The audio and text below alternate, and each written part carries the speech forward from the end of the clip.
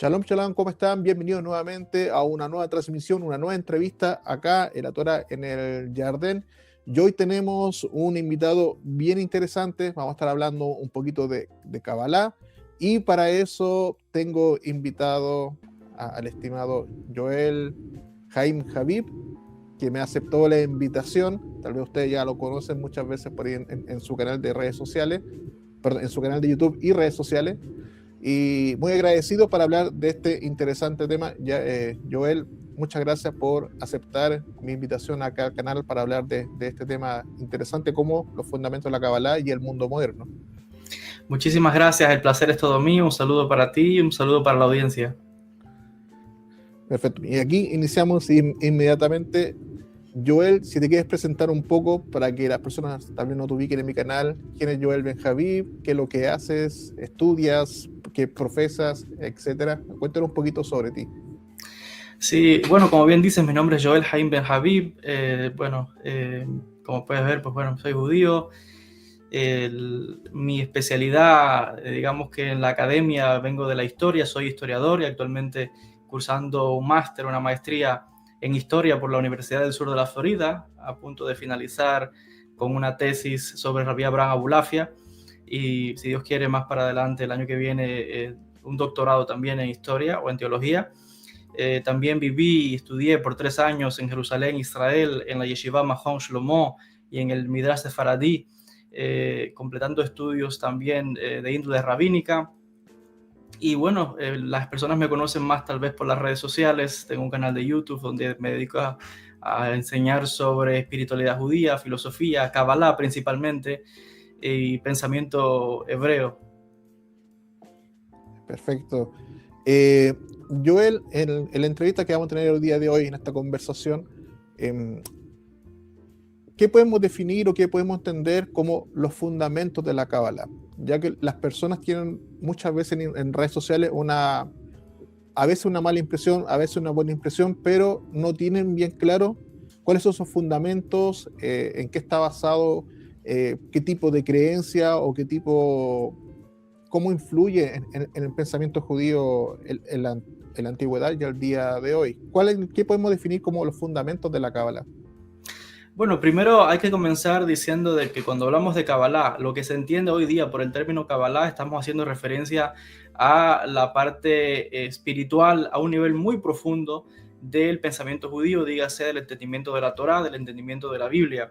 Entonces, cuando hablamos de la Kabbalah, ya lo dice el nombre, está haciendo una referencia a una tradición muy antigua, de más de 3.300 años, que viene acompañada con la entrega de la Torá, explican los sabios, y que pues no solamente es el estudio de alguna manera de un texto religioso como puede ser la Torá o como puede ser la Biblia. La Cábala, en un sentido mucho más amplio y que cada vez continúa expandiendo, se dedica a estudiar toda la realidad, lo cual incluye directamente todo lo que ocurre tanto en el universo, y por eso es que tenemos dos grandes temas en la Cábala, que son el Maaseh Bereshit, o sea, los hechos de la creación. O sea, tiene que ver con todos los aspectos relacionados con la creación del mundo, los planetas, las estrellas, las constelaciones, el zodiaco. Básicamente la Cábala sería en ese aspecto un precursor de lo que hoy sería la astronomía, por ejemplo, y la física. Luego tenemos un segundo aspecto muy importante en la Cábala, que es las obras o los hechos de la Merkabá, lo conocido como Maaseh Merkabá.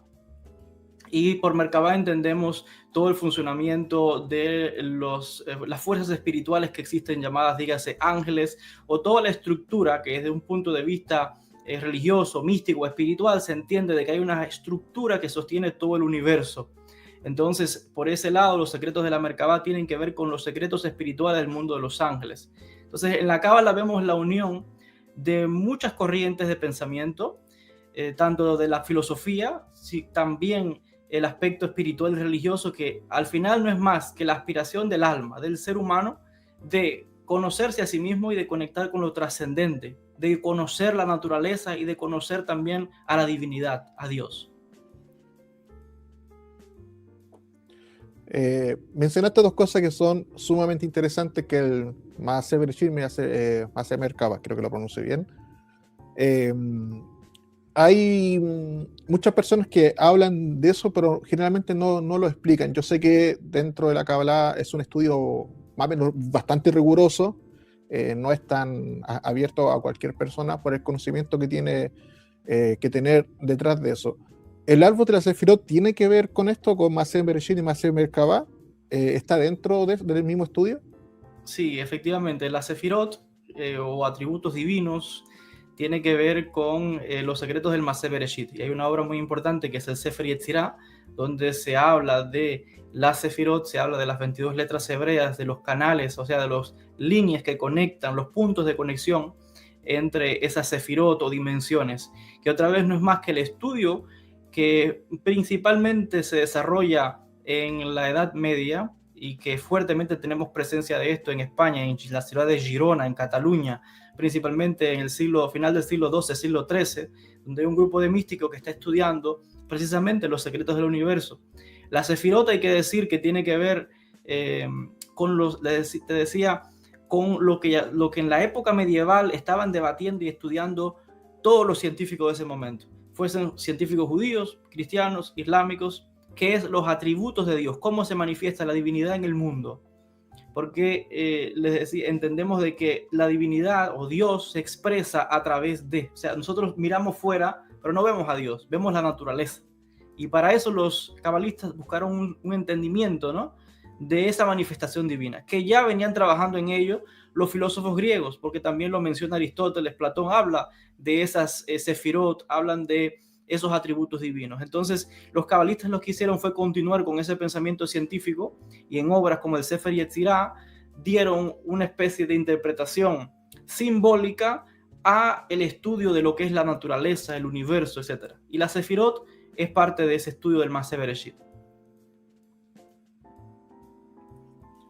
Interesante, mencionaste el Sefer Yetzirah. Hay otras obras que influyen o expresan bien este tipo de conocimiento, tal vez como el Sefer Abahir o el Sefer Zohar, que es el más conocido.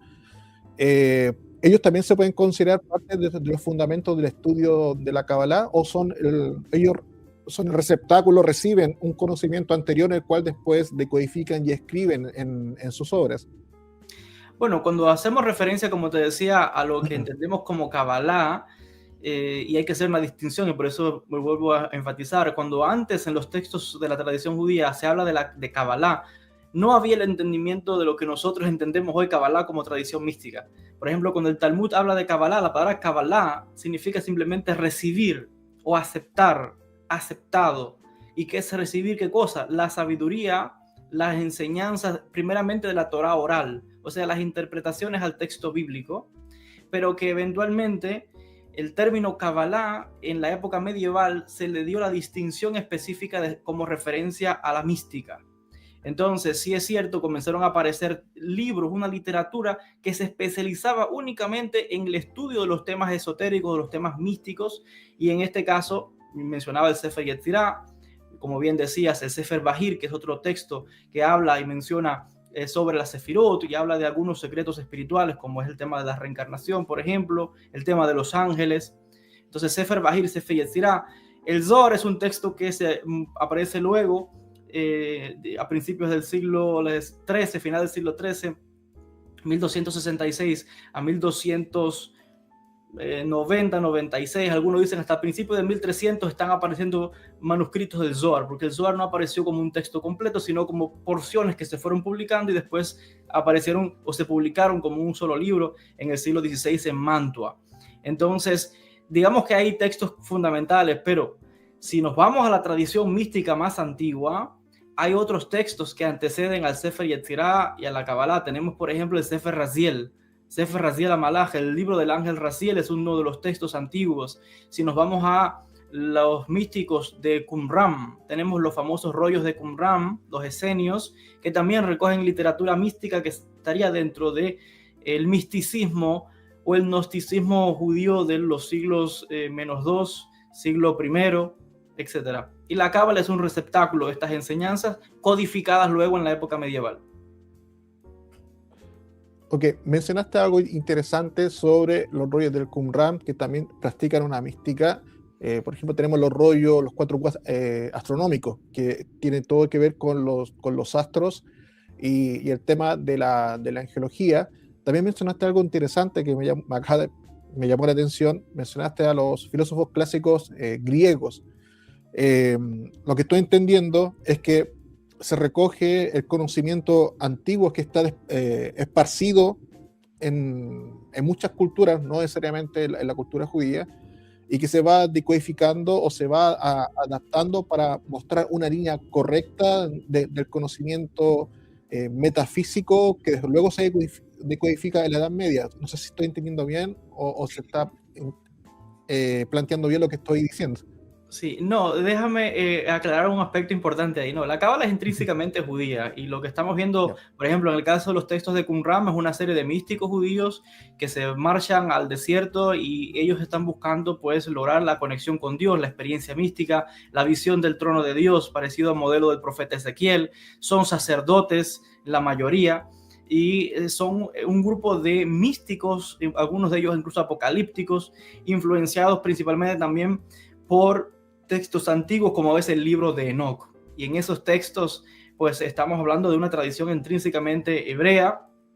Ahora, cuando yo hago referencia a Aristóteles o a estos filósofos, es porque en la época medieval la filosofía cobra una significancia muy importante dentro del mundo judío, dentro del mundo islámico y después dentro del mundo cristiano, porque es a través de los filósofos islámicos en esta época donde empiezan a traducir muchos manuscritos griegos y en el mundo árabe se estudia con asiduidad la filosofía de Platón y de Aristóteles. Los judíos, como vivían al lado de las comunidades árabes, por ejemplo, específicamente en Al-Ándalus, lo que era la España islámica en esa época, pues su idioma, su cultura era el árabe. Y también se estudiaba, porque estamos hablando aquí de ciencia. Recuerda esto, estamos hablando de ciencia. Entonces hay un intercambio de conocimientos, como mismo hoy, cuando vamos a la escuela o a la universidad, nadie está preguntando si este libro lo escribió un judío o fue un filósofo islámico. Se estudia los descubrimientos de Einstein, pero nadie cuestiona que si Einstein era judío o no. Lo mismo era en esa época. Entonces, en la época medieval, la filosofía cobra un papel muy importante dentro de estas tres religiones, el judaísmo, cristianismo y el islam, y tenemos a un grupo de filósofos que intenta conciliar, o sea, unificar, buscar un entendimiento entre la filosofía griega, que es como una especie de pensamiento científico, y el pensamiento religioso. Y empieza también un grupo de cabalistas o de místicos a estudiar la filosofía y a insertar, digamos que aspectos de la filosofía en la mística, porque recuerda otra vez, como decía desde que empezamos esta entrevista, de que la cábala busca realmente el estudio del universo. Es ver cómo yo puedo conectar con Dios a través de lo que observo. Entonces, es cierto que hubo una influencia de los filósofos griegos en la época medieval, los filósofos también árabes, Averroes principalmente también, y los cabalistas, como estudiosos de todo conocimiento, pues también estudiaron los textos de la filosofía, no aceptando todos sus postulados, pero sí es cierto que integraron muchos conceptos importantes, como mismo hoy día todavía se sigue estudiando la cábala y unificando con la ciencia, con la física, con la historia, con la astronomía, y lo mismo hacían los místicos en época antigua. Pero la cábala es intrínsecamente judía, hebrea. Ok, perfecto. Es buena esa aclaración porque a veces la gente confunde, piensa que se hace sincretismo constantemente y por eso me interesaba dar esta entrevista para enfocar un poco esa línea de pensamiento o creencias que pueden haber en las redes sociales. Hay dos cosas interesantes que acabas de mencionar que me llama la atención. Primero, mencionaste el libro de Enoch. Si bien conocemos tres versiones de Enoch, hay una en específico que de mi punto de vista tal vez tenga más relación que el tercera de Enoch y menciona el famoso Metatron, que al parecer Enoch evoluciona y se transforma en Metatron en este caso, y es un personaje, lo voy a decir lo voy a decir angelical, muy importante dentro de la Kabbalah. No sé si es parte del fundamento, es importante entenderlo, qué representa Metatron dentro de la Kabbalah y cómo se va... ¿cuál es la palabra correcta? ¿Cómo se va enseñando para que no piensen que es otro ser poderoso igual que Dios, como muchas veces dicen por ahí en internet?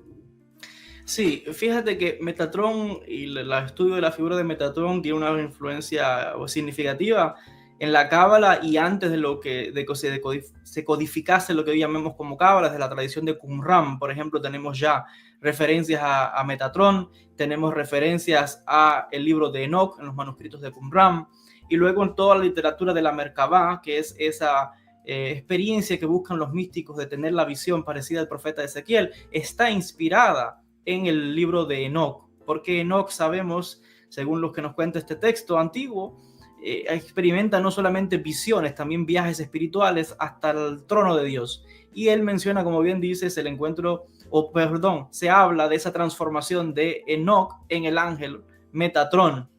Entonces, ¿quién es Metatrón? Bueno, se le llama también Sarapanim, el príncipe de la presencia, porque se dice que está en la presencia de Dios. Realmente en la Cábala no, cuando hablamos de Dios preferimos usar el término Ein Sof, infinito, para evitar confusiones cuando usamos esta palabra Dios, porque usar la palabra Dios, el que nos está escuchando tiene diferente entendimiento de qué es Dios. Si es un cristiano tiene un entendimiento, si es musulmán tiene un entendimiento, los judíos tenemos un entendimiento. En la Cábala hacemos una diferencia entre todas esas ideologías o cómo las religiones entienden a Dios, y por eso preferimos llamar a esa primera causa, como dirían los filósofos, Ein Sof, infinito, sin principio y sin fin. Ahora, Metatrón cumple un papel importante dentro de lo que es el libro de Enoch, dentro del sistema de la Cábala, porque en un momento, te decía, cuando surge esa fusión del judaísmo, de ideas judías con el estudio de la filosofía, los filósofos comenzaron a poner en el mismo lugar a Metatrón con lo que ellos llaman el intelecto activo. ¿Qué es el intelecto activo? Rabbi Abraham Abulafi hace una distinción entre el intelecto humano, entre el pensamiento humano, la capacidad entre el intelecto humano y la capacidad de un intelecto divino. El intelecto activo sería el intelecto del ser humano actualizado a un nivel casi divino, al potencial que Dios realmente quiere lograr para el hombre, que no tenemos ese potencial hoy día. Ese nivel de potencial o modelo al cual queremos aspirar es el nivel de Enoch o Metatrón, porque fue un hombre, ese profeta, que logró un nivel de conciencia tan elevado que dice el texto de la Biblia en el Génesis que caminaba con Dios y no fue más porque Dios lo tomó. Y el texto habla que Enoch se convierte en una especie de escriba o secretario celestial donde se les revelan secretos espirituales. Y por eso es que los cabalistas por mucho tiempo buscaron esa especie de metamorfosis en ellos mismos, transformación a igual o a modelo de Enoch Metatrón. Por eso es que Metatrón cumple una función muy importante como aquel que revela los secretos, porque está muy cerca de la presencia divina, pero por supuesto que no es Dios. Ok, muy bueno e interesante lo que está mencionando, porque a veces en internet han dicho, no, Metatrón es Dios. Hay que analizar un poco de cómo es la fuente que está analizando. Por eso quería hacer esa pregunta para la aclaración. En un principio mencionamos también que el árbol de los 10 Sefirot es parte importante dentro de la Kabbalah. Me imagino que Metatrón también está en alguna parte del árbol de los Sefirot. Si nos puede explicar un poquito en qué consta, qué busca entender el árbol de la Sefirot dentro de la Kabbalah, qué podemos aprender de él en base a las divisiones que él mismo tiene. Sí, a ver, cuando hablamos del árbol de la vida o el árbol que mencionas de la Sefirot, estamos hablando de un tipo de Cábala, porque es verdad que hablamos de Kabbalah como es singular, pero realmente si profundizamos yo hablaría más bien de cábalas en plural, porque Cábala otra vez recepción de ¿qué cosa? De conocimiento, de tradiciones antiguas.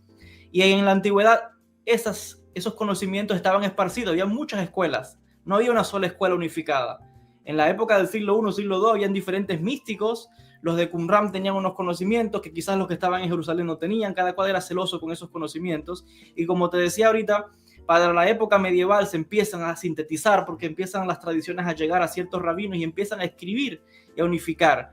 Y los que se dedicaron a unificar y a explicar el árbol de la vida son los místicos de la escuela de Girona, en Cataluña, España, a final del siglo XII, siglo XIII, con los discípulos de Rabbi Isaac Sagui Nahor. ¿Quién fue Rabbi Isaac Sagui Nahor? Le llamaban Rabbi Isaac el ciego, no porque fuese ciego, sino porque era un iluminado. Su cuerpo estaba en este plano, pero su mente estaba totalmente en el mundo espiritual. Él venía del sur de Francia y tuvo un grupo de estudiantes muy importantes en Cataluña. Y entre estos estaba Rabí Asriel de Girona, Rabí Yona de Girona, entre otros, que fueron los que se dedicaron a sintetizar esas enseñanzas antiguas y a estructurar, a organizar todo lo que tiene que ver con el árbol de la vida o la Sefirot. Cuando hablamos de Sefirot o Sefirá, ¿qué es una Sefirá? El Sefer Yetzirah explica que Sefirá está relacionada con la raíz Sapir, que es, lo mismo significa número, que significa libro. Entonces estamos hablando aquí de un libro, una información, estamos hablando de una estructura que guarda una información de cómo la divinidad, ese ser infinito que no tiene principio ni fin, del cual no podemos llegar, se manifiesta en todo lo que está creado. Entonces, esas son 10 sefirot y representan atributos, poderes, capacidades. Por ejemplo, se habla de Keter. El nivel de Keter representa la soberanía divina. Por encima de Keter no hay más nada porque es la corona. Por encima de Dios no hay más nada. O sea, es lo más elevado. Luego de Keter, en lugar descendiente, tenemos Jochma, la sabiduría. Luego tenemos Binah, el entendimiento. Tiferet, la belleza. Y así diferentes atributos. Son atributos de Dios que la Biblia habla de ellos. Cuando se habla de Dios como alguien fuerte, poderoso, eso hace referencia a Geburah, el rigor. Entonces, lo que estamos viendo es que las sefirot no son más que una manera simbólica de entender esos mismos pasajes bíblicos que hablan de Dios como alguien fuerte, por ejemplo, o alguien amoroso, o la soberanía divina. Eso es lo que hace referencia a las sefirot y que se encuentran en diferentes pasajes bíblicos. En el libro de Crónicas se encuentran referencias a esto, donde por ejemplo, también donde se habla, dice que Dios es lento para la ira, misericordioso. Son atributos divinos. Por eso es que las sefirot son atributos. Entonces, ¿cómo se comunica Dios con los seres humanos y con sus criaturas? A través de esas sefirot. A través de lo que nosotros llamamos compasión, amor. Por ejemplo, si yo salgo afuera y veo la luz del sol y veo que el sol tiene una capacidad de traer vida, de iluminar, de hacer germinar la vida en la tierra y del cual dependemos todos, digo, wow, Dios que colocó eso, estoy apreciando a través de la luz del sol, bondad para con el ser humano, el cuidado, aprecio. Vemos también sabiduría, que es la Jochma. Vemos Binah, entendimiento, porque todo está estructurado. Las leyes del universo funcionan de manera matemática precisa. Entonces yo puedo apreciar a través de la creación, puedo deducir cosas de Dios. Entonces las sefirot no son más que el mecanismo que la divinidad usa para crear todo lo que existe. Y al final el hombre, nosotros los seres humanos, somos un recipiente de toda esa creación, porque diseñan los sabios judíos que el ser humano, todo lo que ha sido creado, fue creado para nosotros, para el hombre. Y por eso es que en la Cábala decimos que las 10 sefirot están dentro de nosotros.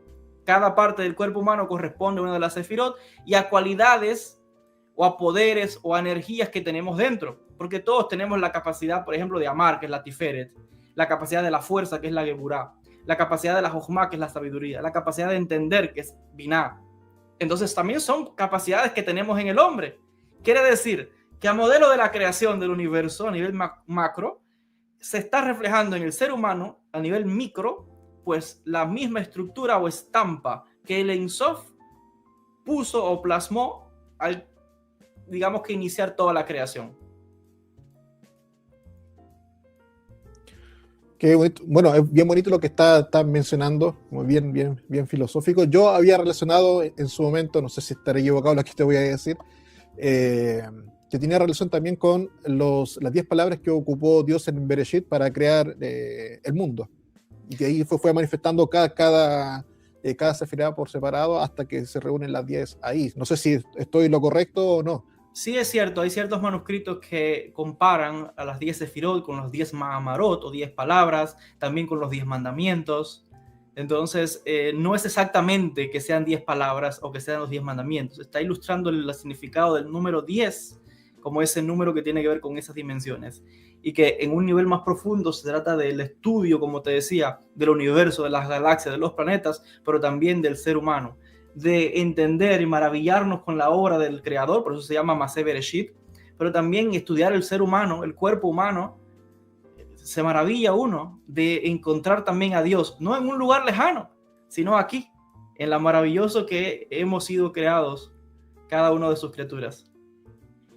Interesante, ahí estás mencionando el tema del Tikkun, ¿cierto? El Tikkun Nefesh, la reparación interna del ser humano a través de los atributos de Dios, a través del Kli, creo que se dice la vasija, el recipiente que uno va adquiriendo esa luz, va vaciando y va recibiendo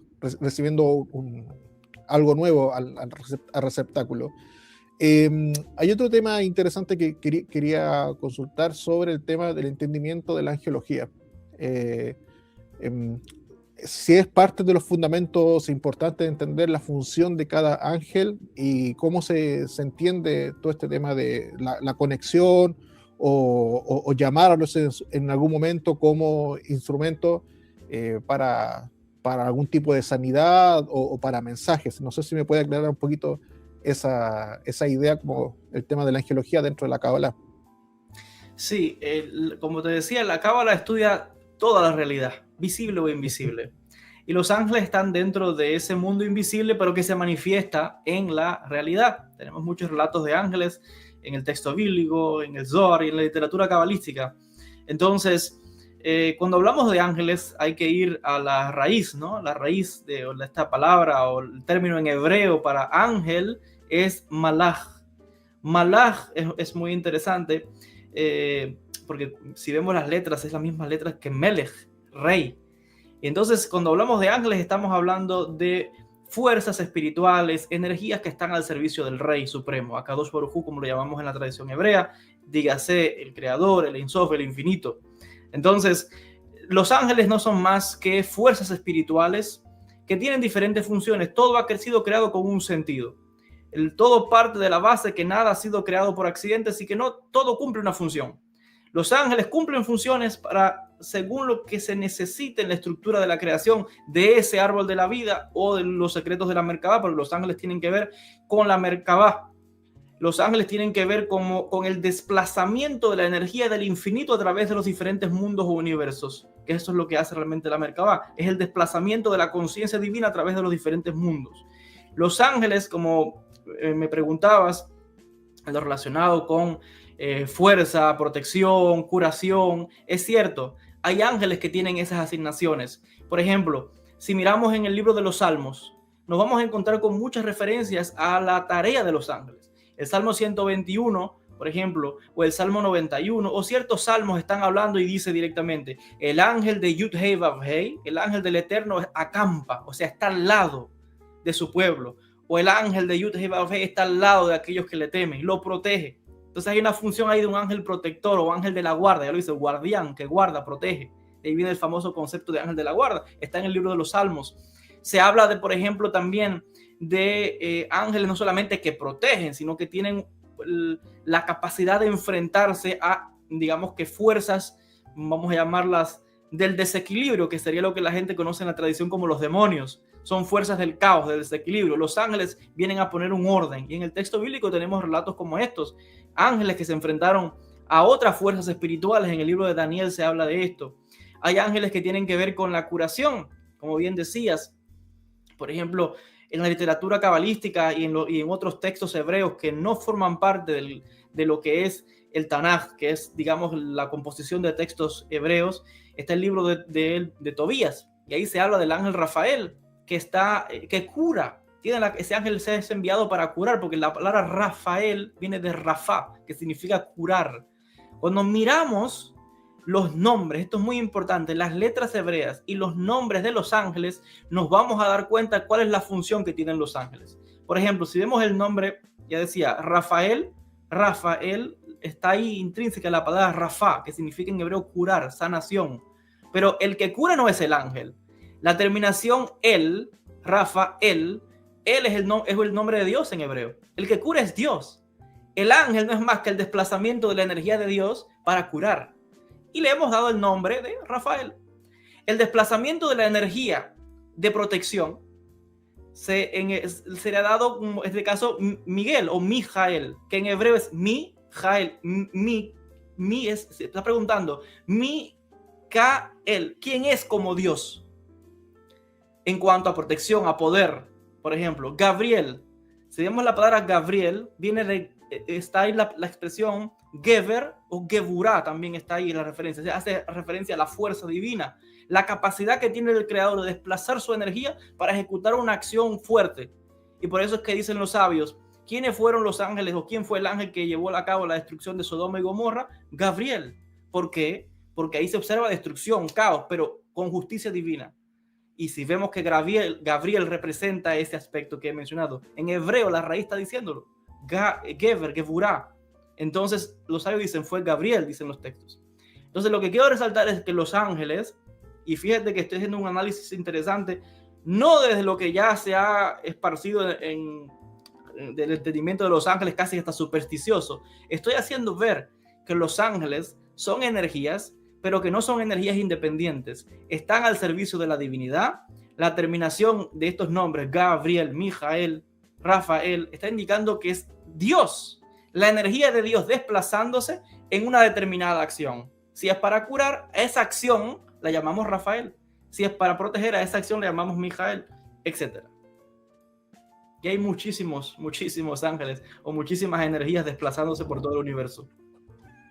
Sí, también Enoch lo guía Uriel, lo va guiando por las distintas habitaciones donde él le va mostrando distintas escenas que exacto, Uriel, oro de Dios, luz de Dios.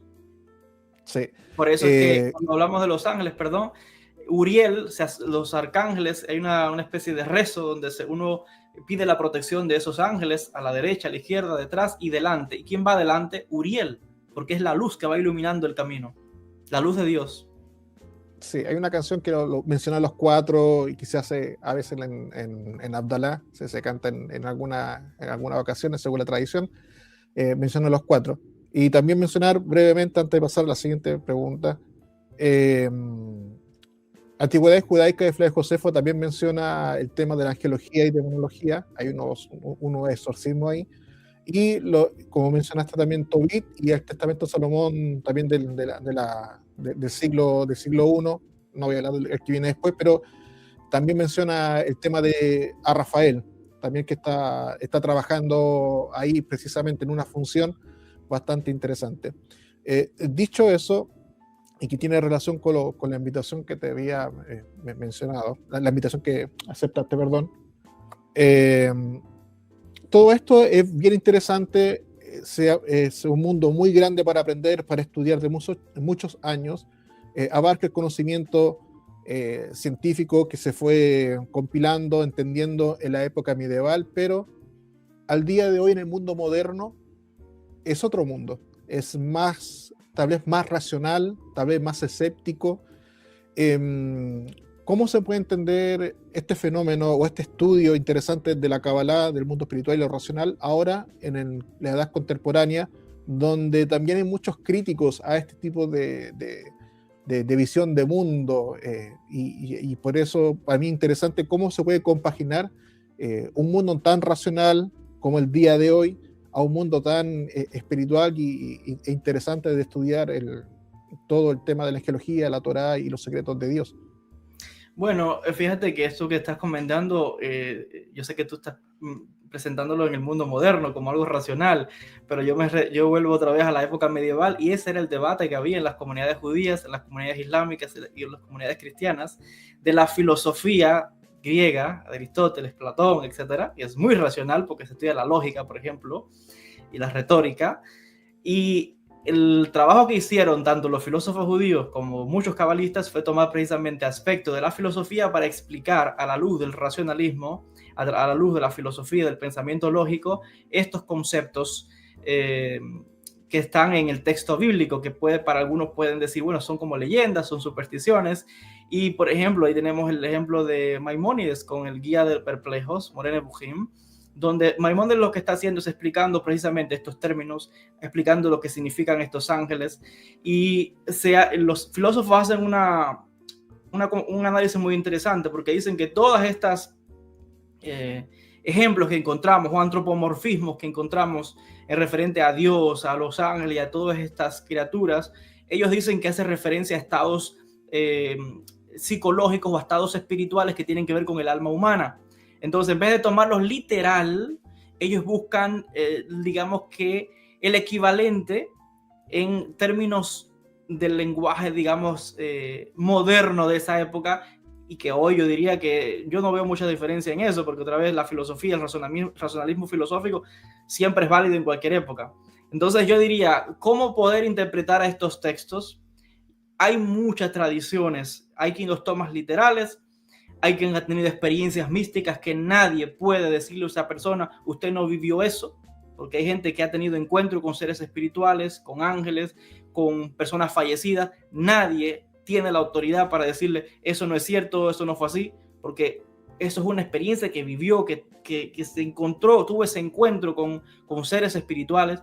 Entendemos también, y esto lo analizan también, la física está, que el ser humano está compuesto de dos elementos, el elemento físico y el elemento espiritual. Somos una energía, eso es obvio. Lo que está desplazando mi mano ahora mismo, este movimiento, es porque hay una energía que está moviendo mi brazo. Esa energía está operando a través de la materia, que es el cuerpo. Pero la energía, cuando el cuerpo deje de funcionar después de la muerte, la energía sigue en movimiento, porque hay una conciencia que mueve las cosas. La física se dedica a explicar esto. Entonces, yo recomendaría a las personas, primeramente, que cada cual tiene su creencia, su entendimiento, según lo que ha vivido y ha experimentado, y eso es muy válido, de ese encuentro con ángeles o con seres espirituales, y que son una realidad. Luego está el que quiera tomar esto un poco más científico, racional. Muy bien, ahí tiene la síntesis que hicieron los filósofos judíos de cómo explicar la Torá. Tienen los textos, por ejemplo, yo citaba a Maimónides, pero te puedo citar también a Rabbi Yehuda Halevi, que escribió una obra de filosofía muy interesante. Te puedo citar a Gersónides, que es uno de los grandes filósofos racionalistas judíos también de la época medieval, gran conocedor de las obras de Averroes, que fue de los más grandes filósofos en la época medieval, del pensamiento de Aristóteles. Entonces, estos fueron filósofos judíos. Rabbi Moshe Narboni, también otro gran filósofo hebreo de esa época. Ya desde la época medieval, siglo XIII, siglo XIV, siglo XV, tenemos que hay un interés por los mismos rabinos, que eran filósofos, que eran médicos, que eran astrónomos, pero que el conocimiento en esa época, no es como hoy, que alguien dice, voy a estudiar solamente ciencia, pero no me interesa el tema de los ángeles o el tema espiritual. En la época antigua no era así. Los científicos estudiaban de todo. Isaac Newton, sí, estudiaba matemática, física, pero también estudiaba obras de ocultismo, estudió la Cábala, estudió el Zohar, y porque no había separación de los conocimientos. Entonces yo diría que la Cábala es un campo muy amplio, por eso yo hablaba de cábalas en plural. Cada cual debe decidir cuál rama de la Cábala le gusta más, si es la Cábala un poco más intelectual, con tendencias a la filosofía, si es la Cábala que tiene que ver con el estudio del universo, de los planetas, de las constelaciones, y si Dios quiere, yo pienso en los próximos 2 o 3 años entrar a estudiar física en la universidad y estudiar el tema de los agujeros negros, porque es fascinante el tema de los agujeros negros en relación con la Sefirot y Keter específicamente, y la conexión que hay en los mundos, porque los físicos en la universidad están trayendo unos análisis increíbles sobre la creación del universo con el tema de los agujeros negros, que tienen una conexión con la Cábala que es fascinante. Entonces yo diría que el conocimiento de la Cábala está ahí para todo el que, según el interés de cada cual, si lo quiere tomar más literal, místico o científico, hay mucha literatura, solo hay que dedicarse, los libros están, no hacer caso a todo lo que se habla por ahí, sino que hay que tener un estudio serio y comprometido si de verdad la persona quiere encontrar respuestas a sus preguntas. Pero la información está. Sí, ya para ir terminando, para no respetar el tiempo que acordamos, yo tiempo atrás vi un médico cirujano que empezó a estudiar Kabbalah porque quería entender las enfermedades de sus pacientes, y se dio cuenta que estaban conectados muchas las emociones o el mundo donde se desarrolló la persona afectaba al cuerpo directamente, y él cuenta que se le abrió el mundo bastante de cómo entender mejor el cuerpo humano y la psique de sus pacientes antes de operarlo o de dar algún tipo de tratamiento. Entonces empezó nuevamente a unir lo que acaban de mencionar, como hizo Isaac Newton, la parte mística espiritual con el conocimiento tal vez científico, y que pueden convivir y no tienen por qué separarse, porque al día de hoy hay una tendencia a separar todo. Esto hay que sacarlo porque es superstición o lo que sea, y tienes que quedarte solamente con el conocimiento científico, y yo creo, de mi punto de vista, que es como la mitad del mundo, que es creo que siempre te va a faltar algo. Y creo que eso es lo que ha llevado también a una nueva generación de buscar lo espiritual a través de la religión o el conocimiento de la mística, poder entenderse y entender lo que le está sucediendo alrededor. Sí, bueno, ahí tienes el caso de Albert Einstein, que admitía que muchos de sus descubrimientos fueron simplemente intuiciones que venían a su pensamiento o revelaciones que él mismo dice que tenía en sueños. Entonces, hay quien puede tomar eso como un lado místico o simplemente como el cerebro organizando respuestas a los pensamientos que ya Einstein tenía. Tienes, por ejemplo, el profesor Michio Kaku, que es uno de los pioneros en la física teórica hoy día, con investigaciones donde el profesor Kaku ha dicho claramente que en el Zohar, ha citado el Zohar, admitiendo de que hay postulados del Zohar que se acercan a los temas que estudia la física. Entonces, yo diría que otra vez la cábala es muy amplia. Es cierto que hay una cábala que, claro, como viene vestida de todo lo que es los aspectos de la religión judía, hay personas que pueden confundirse y pensar que eso es todo, ¿no? La cábala es más amplia, no tiene necesariamente que estar, digamos que cerrada a una religión, al contrario. Lo que estamos hablando en esta entrevista no hemos hablado de religión para nada, estamos hablando del alma, del universo. Entonces, yo diría de que es muy amplia. Cuando la persona escucha algo de cábala, investigue, a ver, ¿de qué rama de la cábala viene esto? ¿Qué cabalista con nombre y apellido, no que alguien diga, la cábala dice, no, muéstrame, ¿qué cabalista y en qué libro aparece esta referencia? Otros tendrían otras opiniones distintas, como vamos a darnos cuenta cuando se profundicen los estudios. Entonces vemos que no es dogmática, está en constante crecimiento. La cábala no está cerrada, porque el alma humana sigue experimentando, los seres humanos seguimos investigando. Entonces yo diría que el que se acerque a estudiar la cábala tiene de todo, desde el aspecto místico religioso, con el aspecto de los rezos, rituales, todo eso, al aspecto más filosófico, al aspecto más meditativo. Tiene de todo un poco dentro de la cábala. Buscamos estudiar, te decía todo, entender el universo, cómo operan esas energías, pero también entendernos a nosotros y cómo esas energías están reflejándose en la realidad. Bueno, la verdad que la conversación para mí pasó 40 minutos muy rápido. La verdad que son tantos temas que uno podría consultar, preguntar. Bueno, primeramente agradecerte por esta interesante conversación.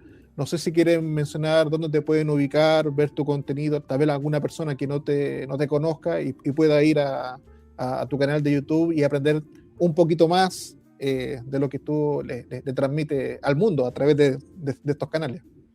Sí, bueno, los que quieran saber un poco más sobre mí, pues con poner mi nombre en YouTube, en las redes sociales, en Instagram, en Facebook, Joel Ben Habib, pues va a encontrar mis redes sociales, va a encontrar mi página web, joelbenhabib.org, con mi escuela online donde enseño de la Kabbalah y del tipo de Kabbalah que a mí específicamente más he estado estudiando, que es la Kabbalah de aspecto con este tema, ¿no? De sanaciones, rituales, ángeles, pero también estoy inmerso en la Kabbalah de Rabbi Abraham Abulafia, y si Dios quiere más adelante voy a estar haciendo enseñando más sobre estos temas, también el aspecto filosófico, pero de momento me pueden encontrar en las redes sociales, en YouTube, y bueno, pues aprender un poquito más sobre esta sabiduría tan antigua.